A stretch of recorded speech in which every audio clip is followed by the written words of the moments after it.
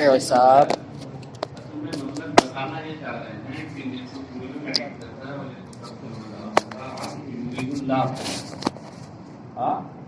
اور معطوف علیہ ایک حکم میں ہوتے ہیں، تو لتکملوا العدہ ولتکبروا اللہ، یہ تو علت ہے ایک حکم کی، ہاں، تو اس کا ارتھ تو یرید اللہ بکم الیسر ولا یرید بکم العسر، اس پر اس وقت صحیح ہوگا جب وہ بھی علت ہو۔ بظاہر تو علت نہیں ہے، کیونکہ کوئی حرف تعلیل یا تعلیل کو بتانے والا کوئی لفظ نہیں ہے، جیسے یہاں ہے لتکملوا، اس لیے کہہ رہے ہیں کہ اگرچہ لفظ میں نہیں ہے مگر مانن ہے، اور جب مانن ہے تو عطف کرنے کے لیے اتنا کافی ہے۔ اس لیے کہا انہوں نے کہ اور اس کے یعنی جو یرید اللہ بکم الیسر یہ جو جملہ ہے، اس کے امر بالصوم کے لیے علت کے معنی میں ہونے ہی کی وجہ سے اس پر لتکملوا العدہ کا عطف کیا ہے۔ سمجھ میں آ گیا؟ اچھا، وَلَا تَأْكُلُوا أَمْوَالَكُمْ بَيْنَكُمْ بِالْبَاطِلِ وَتُدْلُوا بِهَا إِلَى الْحُكَّامِ لِتَأْكُلُوا مِنْ أَمْوَالِ النَّاسِ بِالْإِثْمِ وَأَنْتُمْ تَعْلَمُونَ، اور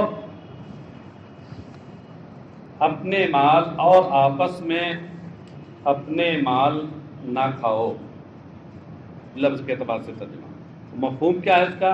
اے لا یأکل بعضکم مال بعض، آپس میں ایک دوسرے کے مال نہ کھاؤ۔ ظاہر لفظ سے جو سمجھ میں آ رہا ہے کہ آپس میں اپنے مال نہ کھاؤ، تو اپنے مال کھانے سے کیوں ممانعت ہوگی؟ مراد یہاں یہ ہے کہ ایک دوسرے کے مال آپس میں نہ کھاؤ بالباطل، ناجائز طریقے پہ، ناحق طریقے پہ۔ کیا مراد ہے اس سے؟ الحرام شرعن، یعنی اس طریقے سے جو شرعن حرام ہے، السرقہ والغصب، جیسے چوری اور کسی کا مال ہڑپ کر لینا، یہ جو ناجائز طریقے ہیں شرعن، ان طریقوں سے آپس میں ایک دوسرے کا مال نہ کھاؤ، چرا کے کھا لو، ڈکیتی ڈال کے کھا لو، کسی غصب کر کے کھاؤ، اس طرح نہ کرو۔ وَتُدْلُوا بِهَا إِلَى الْحُكَّامِ، تدلو سے پہلے لا نکال کر یہ اشارہ کیا کہ تدلو کا عطف یہ تاکلو پہ ہے، لا تاکلو ولا تدلو، اور تدلو یہ ادلا یدلی ادلان سے، باب افعال سے، ادلا یدلی ادلان کا اصل معنی جو لغوی معنی ہے وہ کیا ہے؟ کنویں میں ڈول ڈالنا، ادلا ہے القت دلو فی البیر، کنویں میں ڈول یعنی بالٹی وغیرہ ڈالی۔ اس کی تشریح آ کر ہیں لا تدلوا بها اے لا تلقوا بها،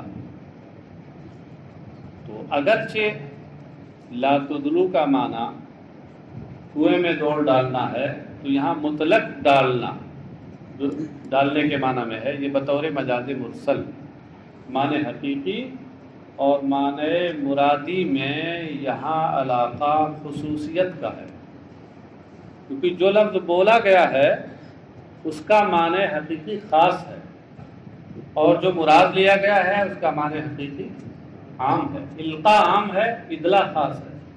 القاء کسی بھی چیز کو ڈالنا، چاہے ڈول کا ڈالنا ہو یا اور کسی چیز کا ڈالنا ہو، اور ادلا صرف ڈول کے ڈالنے کو کہتے ہیں، تو خاص بولا گیا، عام مراد دیا گیا، یہ مجاز مرسل کی صورت ہے۔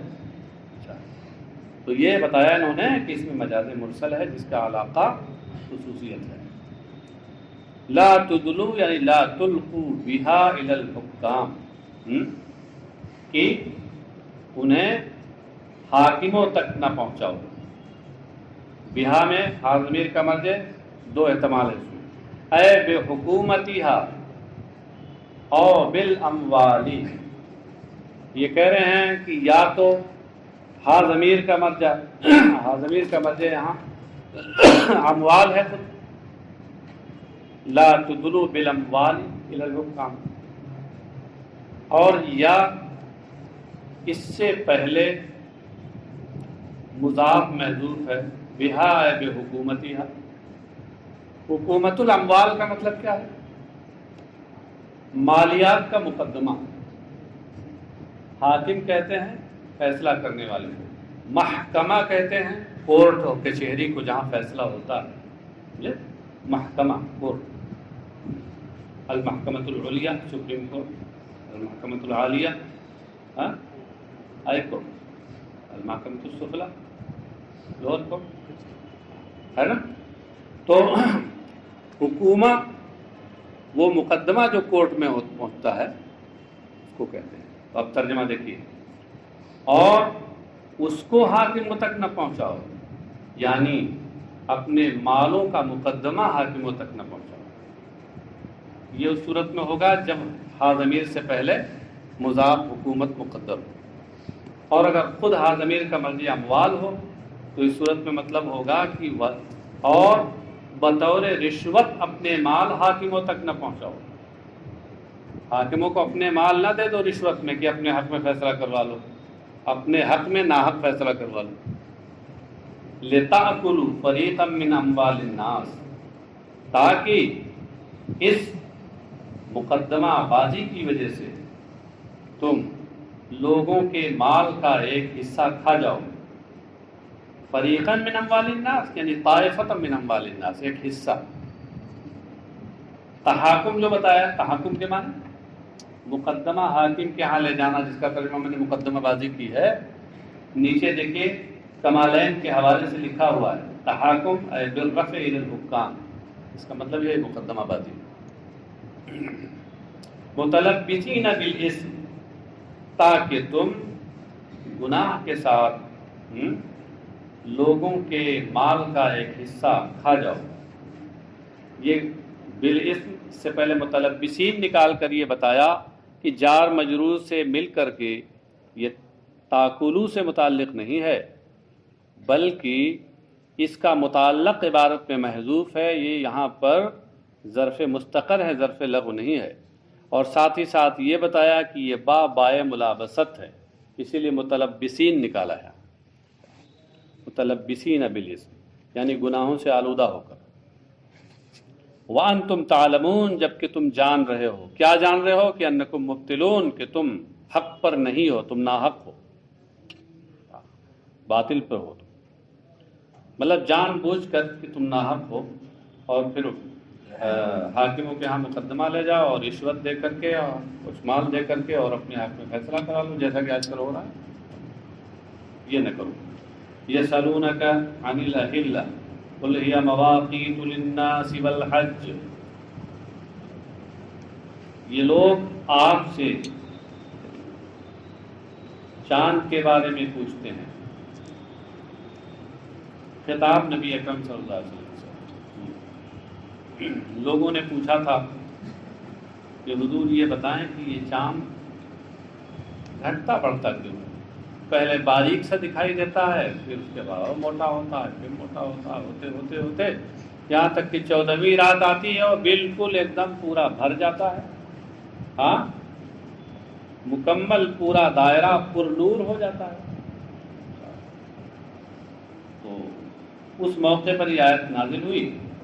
کیا آپ ان کو بتا دیجئے کہ یہ لوگوں کے لیے وقت جاننے کا ذریعہ ہے اور حج کے وقت جاننے کا یہ ذریعہ ہے.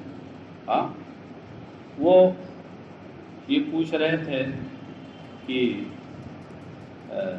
اس کا سبب کیا ہے. آپ لوگوں نے شاید پڑھا ہوگا علم المعانی میں. ہاں، کہ کبھی کبھی ایسا ہوتا ہے کہ کلام کو مقتضی ظاہر کے خلاف لایا جاتا ہے. سائل جو پوچھ رہا ہوتا ہے، اس کی صورتوں میں سے ایک صورت یہ کہ سائل جو پوچھ رہا ہوتا ہے وہ جواب نہیں دیا جاتا، بلکہ وہ جواب دیا جاتا ہے جو سائل کے مناسب حال ہوتا ہے اور اس کے لیے مفید ہوتا ہے. اس کی ایک مثال یہ بھی دی جاتی ہے، یہ آیت بھی دی جاتی ہے. ہاں، کہ تم یہ پوچھ رہے ہو کہ یہ چاند گھٹتا بڑھتا کیوں ہے. یہ ایک فن ہے، علم ہے، اس کی باریکیاں ہیں، اور تم لوگ امت امیہ ہو، امی لوگ ہو، پڑھے لکھے لوگ نہیں ہو سمجھے، تو تمہیں اس فن علم حیات و توحید کی باریکیاں نہیں معلوم، اور ایسا جواب تمہیں دیا جائے گا تو اسی بھول بھلیا میں رہ جاؤ گے، سمجھ نہیں پاؤ گے. تمہارے لیے اتنا مفید بھی نہیں ہوگا اس لیے مفید تمہارے لیے ہے کہ یہ بتا دیا جائے کہ اس میں فائدہ کیا ہے، چاند کے گھٹنے بڑھنے میں فائدہ کیا ہے۔ فائدہ یہی ہے کہ اس سے لوگ اپنی بہت سی تقریبات کے اوقات جانتے ہیں، حج کے اوقات اس سے جانتے ہیں۔ یسألونک یا محمد عن الأہلہ، یہ لوگ آپ سے چاند کے بارے میں پوچھتے ہیں۔ اہلہ یہ ہلال کی جمع ہے، یہ پوچھتے ہیں لما تبدو دقیقۃ ثم تزید حتی تمتلئ نورا ثم تعود کما بدت ولا تکون علی حالۃ واحدۃ کالشمس۔ یہ پوچھتے ہیں کہ چاند باریک سا ہو کر کیوں نمودار ہوتا ہے، پہلے پہلے باریک سا ہو کے نمودار ہوتا ہے، ثم تزید اور پھر بڑھتا ہے یہاں تک بڑھتا ہے حتی تمتلئ نورا کہ وہ روشنی سے بھر جاتا ہے پورا چاند 14ویں رات میں، ثم تعود اور پھر پلٹتا ہے اسی طرح پلٹتا ہے جیسے شروع میں نمودار ہوا تھا، پھر دھیرے دھیرے دھیرے آخر میں اسے پتلا ہو جاتا ہے۔ ولا تکون علی حالۃ واحدہ، اور یہ سورج کی طرح ایک حالت میں نہیں رہتا۔ ایسا کیوں ہے؟ تو فرمایا کہ قل لہم یا مواقیت للناس، آپ ان سے فرما دیجئے کہ یہ لوگوں کے لیے مواقیت ہیں۔ مواقیت یہ میقات کی جمع ہے، اور میقات مفعال کے وزن پر وقت سے اس میں آلہ ہے، تو میقات کا معنی کیا ہوا؟ آلتن، آلتن یعرف بها الوقت، یہی نہ معنی ہوگا، یعنی وقت جاننے کا ذریعہ اور آلہ۔ یہ لوگوں کے لیے وقت جاننے کا ذریعہ ہے۔ یعلمون بها اوقات زرعهم ومتاجرهم وعدد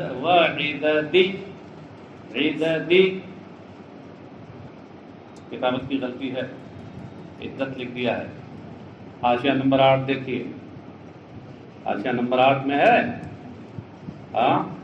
8 نہیں، 8 میں ہے، دیکھیے فإنه معطوف على زرعهم كقوله وعدد نسائهم، اور آگے اور وضاحت کی وعدت عدد نسائهم بکسر العین جمع عدہ، تو کتابت کی غلطی، عدت نہیں ہے عدد ہے، عدت کی جمع۔ ہاں، اس کے ذریعے لوگ اپنی کھیتی، اپنی تجارتوں اور اپنی عورتوں کی عدتوں اور روزہ رکھنے اور روزہ چھوڑنے کے اوقات جانتے ہیں، کب روزہ رکھنا ہے اور کب روزہ نہیں رکھنا ہے۔ والحج عطف علی الناس، حج کا عطف ناس پر ہے، یعنی مواقیت للناس و مواقیت للحج، یہ الناس پر معطوف ہے، یعنی یعلم بها وقتہ، وقت الحج، اس کے ذریعے حج کا وقت جانا جاتا ہے۔ فرمایا کہ فلو استمرت علی حالۃ واحدہ لم یعرف ذالک، تو اگر یہ چاند ایک ہی حالت پہ رہتا تو اس سے یہ چیز معلوم نہ ہو پاتی۔ ولیس البر بان تاتوا البیوت من ظہورها ولکن البر من اتقى واتوا البیوت من ابوابها واتقوا اللہ لعلکم تفلحون۔ انصار، خاص طور سے انصار مدینہ، وہ یہ کرتے تھے کہ جب وہ احرام باندھ لیتے اور اس کے بعد پھر اس حالت میں گھر سے نکلنا ہوتا یا گھر میں داخل ہونا ہوتا، تو اس صورت میں وہ سامنے کے دروازے سے آتے جاتے نہیں تھے، بلکہ اپنے پچھواڑے والی دیوار میں ایک سوراخ بڑا سا بنا لیتے تھے۔ یہاں کی زبان میں شاید اس کو بھبوکا بولتے ہیں، کیوں نہیں، ہمارے یہاں نہیں بولتے، اس لیے میں پوچھ رہا ہوں آپ لوگوں سے۔ اگر ہمارے یہاں بولتے ہوتے تو میں پورے یقین کے ساتھ کہہ دیتے۔ اعظم گڑھ کا کوئی ہے یہاں؟ ہاں، بھبوکا بولتے ہیں۔ ہاں، اچھا، ایک صاحب نے تو بتایا تھا مجھے۔ بہرحال چلیے، بڑا سا سوراخ، وہ بڑا سا سوراخ کر لیتے اور اسی سے آتے جاتے تھے۔ سامنے دروازہ ہے آگے، اس سے نہیں آتے جاتے۔ تو پچھواڑے کی طرف ایک بڑا سا سوراخ دیوار میں کر کے نقب بنا لیتے اور اس کے بعد اسی سوراخ سے آتے جاتے۔ تو جب نبی اکرم صلی اللہ علیہ وسلم کو معلوم ہوا اس موقع پر یہ آیت نازل ہوئی کہ وَلَيْسَ الْبِرُّ بِأَن تَأْتُوا الْبُيُوتَ مِن ظُهُورِهَا، اور نیکی کا کام یہ نہیں ہے کہ تم گھروں میں اپنے پچھواڑے کی طرف سے آؤ۔ ظُهُورِهَا، ظُهُورِ الْبَيْتِ، بیوت، ظُهُورِ الْبُيُوتِ کا مطلب کیا ہے؟ گھروں کی پچھلی دیوار، پچھواڑا جس کو بولتے ہیں، احرام کی حالت میں۔ بِأَن تَنْقُبُوا فِيهَا نَقْبًا تَدْخُلُونَ مِنْهُ وَتَخْرُجُونَ وَتَتْرُكُوا الْبَابَ، اس طور پر کہ گھر میں تم نقب لگا لو، سوراخ کر لو اور اس میں سے گھر میں آؤ جاؤ اور دروازے کو چھوڑ دو۔ یہ نیکی کا کام نہیں ہے۔ کہتے ہیں وَكَانُوا يَفْعَلُونَ ذَلِكَ وَيَذْمُونَهُ بِالرَّاءِ، یہ لوگ خاص طور سے انصار مدینہ یہ کیا کرتے تھے اور اسے نیکی سمجھتے تھے۔ تو فرمایا گیا کہ یہ نیکی نہیں ہے۔ وَلَكِنَّ الْبِرَّ مَنِ اتَّقَىٰ، لیکن نیکی تو وہ شخص ہے، میں لفظی ترجمہ کر رہا ہوں، نیکی وہ شخص ہے جو اللہ سے ڈرے۔ تو جو شخص اللہ سے ڈرے وہ نیکی ہے، نیک ہے۔ ارے آپ اگر مبالغے کے طور پہ کہہ دیں تو کوئی جواب یہ بھی ہو سکتا ہے کہ وہ نیکی ہے، یعنی نیکی کی چلتی پھرتی تصویر ہے، مجسم نیکی، سراپا نیکی، سر سے پیر تک نیکی ہی نیکی۔ کیوں؟ ایک جواب یہ بھی ہے کہ بطور مبالغہ یہاں صحیح ہو جائے گا۔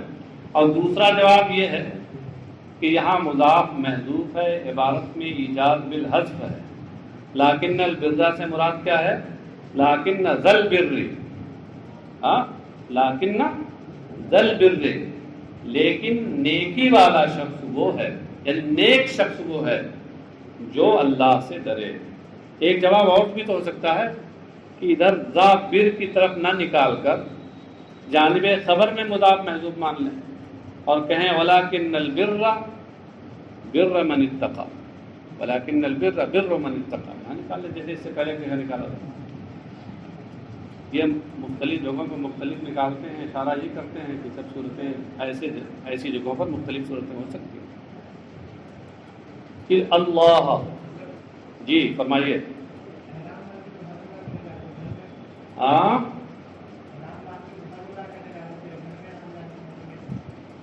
مدینے سے احرام باندھ لیتے تھے، وہ مدینے سے جو لوگ چلتے ہیں تو اہل مدینہ کا جو میقات ہے ان کی بالکل قریب ہے، مدینے سے جیسے نکلیے قریب ہی میں ہے، تو مان لیجئے وہاں باندھ لیا اور باندھنے کے بعد کوئی ضرورت پیش آئی تو گھر چلے گئے۔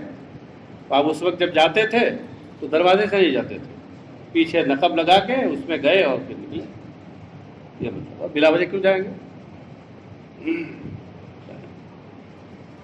تو لیکن نیک تو وہ شخص ہے جو اللہ سے ڈرے، اس کی مخالفت چھوڑ کر۔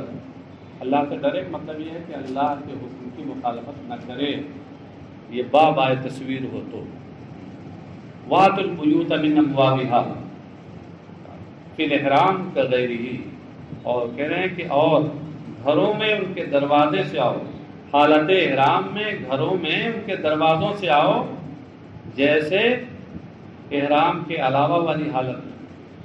غیرہی میں ضمیر کا مطلب احرام ہے کا ظاہری الاحرام، یعنی جیسے جب تم حلال ہوتے ہو، احرام نہیں باندھے ہوتے ہیں، اس طرح اپنے دروازوں سے اس وقت اپنے دروازوں سے آتے ہو، تو ایسے ہی احرام کی حالت میں بھی اپنے دروازوں سے آؤ۔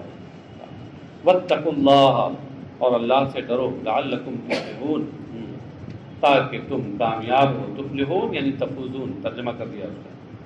اچھا صاحب آگے آیت آ رہی ہے کہ وقاتلوا فی سبیل اللہ الذین یقاتلونکم ولا تعتدوا ان اللہ لا یحب المعتدین۔ اس کی شان نزول بتا رہے ہیں۔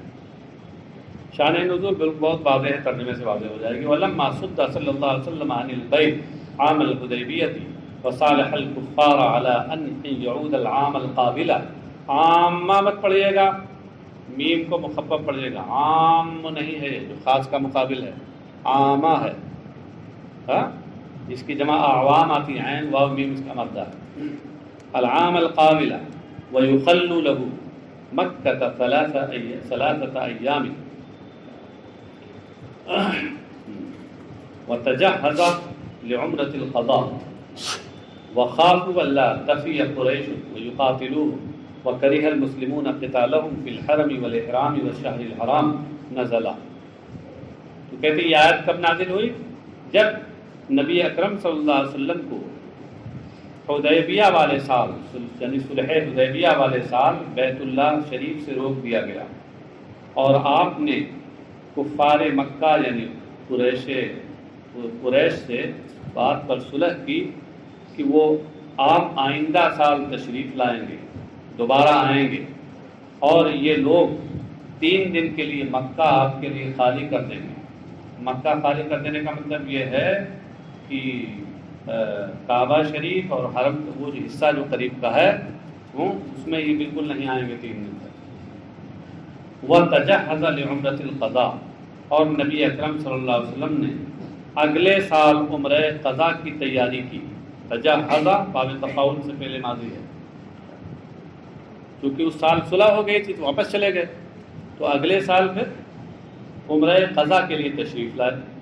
وَخَافُوا أَلَّا تَفِيَ قُرَيْشٌ اور اب مسلمانوں کو اندیشہ ہوا کہ قریش اپنا عہد و پیمان پورا نہ کرے، وَيُقَاتِلُوهُمْ اور ان سے جنگ کرنے لگے. یہ اندیشہ ہوا کہیں ایسا نہ ہو کہ قریش دھوکہ دیں، اگرچہ انہوں نے کہا ہے کہ 3 دن ہم مکہ آپ کے لیے خالی کر دیں گے، تو ہو سکتا ہے عہد و پیمان پورا نہ کریں اور جنگ کرنے لگے. وَكَرِهَ الْمُسْلِمُونَ قِتَالَهُمْ اور مسلمانوں کو ان سے حرم میں حالت احرام میں اور شہر حرام میں جنگ کرنا ناپسندیدہ تھا. یعنی مسلمان نہیں چاہتے تھے کہ حالت احرام میں ان سے لڑیں، حرم میں ان سے لڑیں، اس ماہ محترم میں ان سے لڑیں. نازلہ تو پھر اس موقع پر یہ آیت نازل ہوئی کیا کہ وَقَاتِلُوا فِي سَبِيلِ اللَّهِ الَّذِينَ يُقَاتِلُونَكُمْ اور اللہ کی راہ میں تم جنگ کرو، جہاد کرو. اللہ کی راہ میں اس سے کیا مراد ہے؟ اے لِعِلَاءِ دِینِهِ یعنی اللہ کے دین کی سربلندی کے لیے تم جہاد کرو ان لوگوں سے جو تم سے جنگ کریں. من الکفار، یہ من الکفار میں من بیانیہ ہے، الذین کا بیان ہے. ان کافروں سے جنگ کرو جو تم سے جنگ کریں. ولا تعتدوا اور حد سے آگے نہ بڑھنا. حد سے آگے نہ بڑھنا کا مطلب کیا ہے؟ یعنی مطلب یہ ہے کہ جنگ کا آغاز تم خود نہ کرنا، لیکن اگر وہ خود آغاز کریں تو پھر اس کے دفاع میں اور جواب میں تم جنگ کر سکتے ہو. ولا تعتدوا علیہم بالابتداء بالقتال اور جنگ کی ابتدا کر کے، جنگ کا آغاز کر کے ان پر ظلم و زیادتی نہ کرنا. ان اللہ لا يحب المعتدین المتجاوزین ما حد لهم، یہ معتدین کا بالکل ترجمہ ہے. اللہ تعالیٰ پسند نہیں فرماتا حد سے گزرنے والوں کو، حد پھلانگنے والوں کو. المتجاوزین ما حد لهم، ما حد میں ما سے مراد ہے حدیں ہیں. پھر آگے کہتے ہیں مفسر کہ ھذا منسوخ بآیت براءہ اور بقولہ وقتلوہم حیث ثقفتموہم واخرجوہم من حیث اخرجوکم. یہ حکم جو اوپر آیا ہے کہتے ہیں سورہ برات والی آیت سے منسوخ ہے. سورہ برات میں آیت کیا ہے؟ فَإِذَا انْسَلَخَ الْأَشْهُرُ الْحُرُمُ فَاقْتُلُوا الْمُشْرِكِينَ حَيْثُ وَجَدتُّمُوهُمْ. ہاں اس سے یا تو منسوخ ہے اور یا خود یہ آیت جو آگے ہے کہ وَاقْتُلُوهُمْ حَيْثُ ثَقِفْتُمُوهُمْ اس سے منسوخ ہے.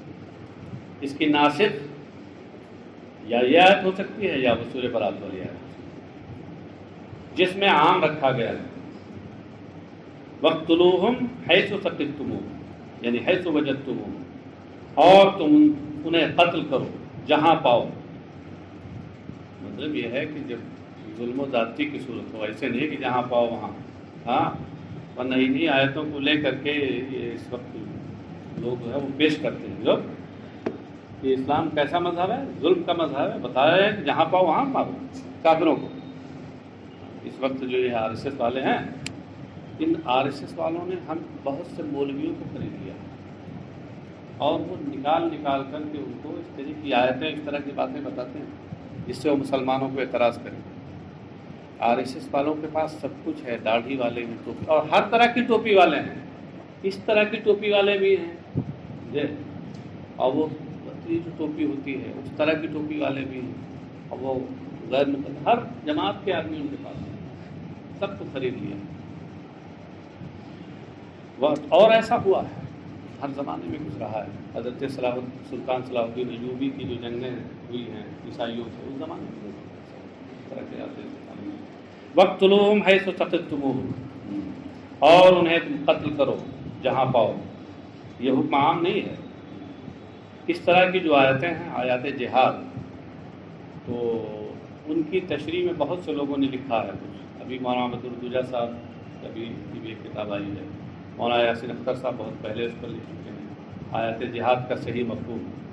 تو یہ سب آپ لوگوں کو پڑھ لینا چاہیے، بہت مختصر رسالہ ہے، صحیح اس کا مطلب کیا ہے بتا دیا ہے، کیونکہ ان حالات میں آپ کے سامنے کوئی بھی آیت پیش کی جا سکتی ہے کہ مولوی صاحب ذرا بتائیے کیا مطلب ہے۔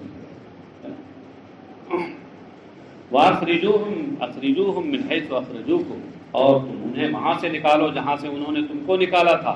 اے من مکہ، یعنی مکہ سے۔ یہ من مکہ میں من بیانیہ، اور مکہ یہ حیثو کی تفسیر ہے، حیثو، کیونکہ حیثو ظرف مکان ہے، اسی کی تفسیر ہے۔ وہاں سے مکہ سے انہیں نکال باہر کرو جہاں سے انہوں نے تم کو نکالا تھا۔ آگے مفسر کہتے ہیں وَقَدْ فُعِلَ بِهِمْ ذَلِكَ عَامَ الْفَتْحِ، اور فتح مکہ کے سال ان کے ساتھ یہ کیا گیا، فتح مکہ کے سال ان کے ساتھ ہی کیا گیا۔ مطلب یہ ہے کہ جو لوگ ایمان لے آئے تو وہ تو خیر مسلمان ہو گئے، اور جو نہیں ہے تو پھر ان کو وہاں سے جلا وطن ہونا پڑا۔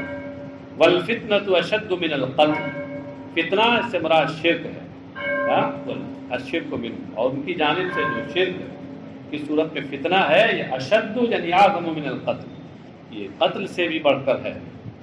من القتل لهم فی الحرم والاحرام الذی استعظمتموہ، ان کا فتنہ یعنی ان کا شرک یہ حرم میں اور حالت احرام میں انہیں قتل کرنے سے بھی بڑھ کر ہے۔